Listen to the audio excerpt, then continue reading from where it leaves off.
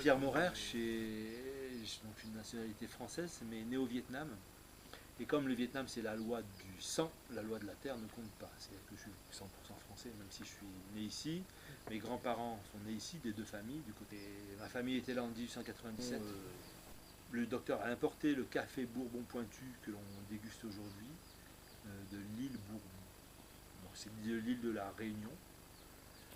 Moi, je suis revenu en 2099, premier voyage.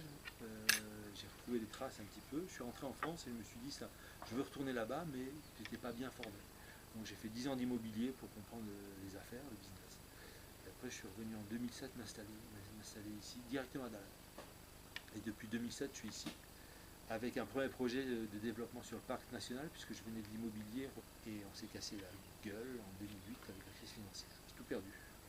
Et à ce moment-là, comme je m'étais formé à l'apiculture au Jardin de Luxembourg à Paris, j'ai redémarré avec mes 3 ruches, 10 ruches, 15 ruches, je suis arrivé jusqu'à 100 ruches. Et à partir de là, j'ai mis mes ruches dans les caféiers.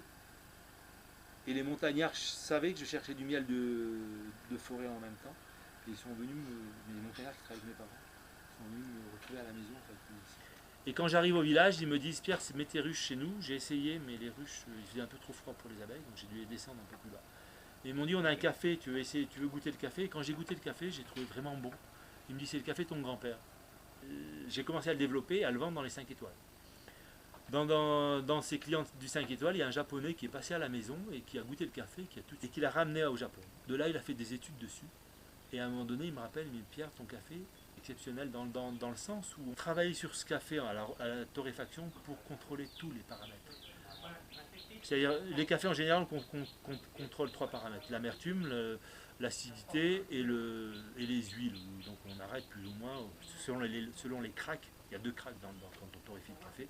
Premier ou deuxième crack, ou entre les deux, pour contrôler ces paramètres.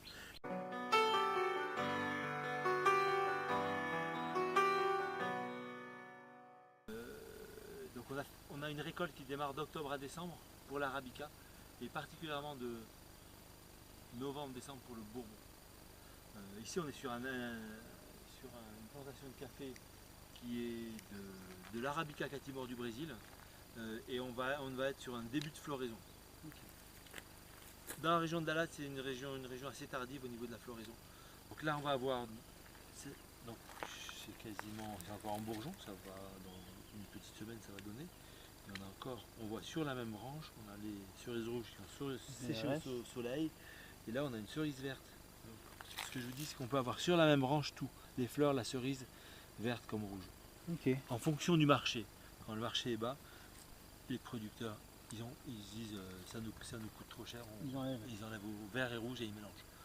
Okay. Donc la qualité du café elle tombe tout de suite.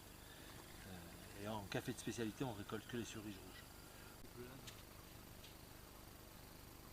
Après la récolte, on va sélectionner les plus beaux grains, les plus belles cerises que l'on va dépulper, et qu'on va laisser sécher dans les 2-3 semaines. Ensuite on les met en terre, en vrac. Et donc on est en décembre, 3 mois après ou 4 mois après, on va avoir ces pousses là et on les repique. Et ensuite ça va donner les premiers étages de feuilles, deuxième étage et au troisième étage de feuilles, on peut repiquer en terre pleine. D'accord. Plante, il faut 3 à 5 ans pour que ça donne, disons 5 ans. Et puis après ça donne pendant 15 ans.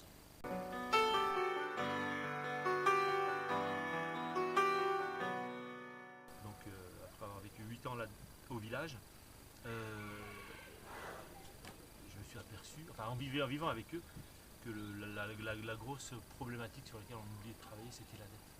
On a beau travailler sur des l'écotourisme, on a beau travailler sur des microcrédits, on a beau travailler sur leur amener des médicaments ou des choses comme ça, si on ne travaille pas sur la dette, on ne travaille sur rien du tout. Au travers de ces peuples ethniques, il faut savoir que le rapport à l'argent n'existe pas. C'est un rapport de don contre don. Aujourd'hui, avec la dette sur laquelle ils ne savent pas comment gérer l'argent, ils ne savent pas faire un business plan, ils ne savent pas faire un business model, ils ne savent pas anticiper. L'argent, c'est pour tout de suite. Et bien, ils sont complètement perdus et ils sont complètement à la merci des civilisations qui sont plus modernes et qui savent maîtriser ça. aussi, il faut savoir. Et donc, une fois qu'il s'est endetté, au bout de 3 ans, par l'intermédiaire du café, il va réclamer son argent, et comme le montagnard ne peut pas payer, il va vendre son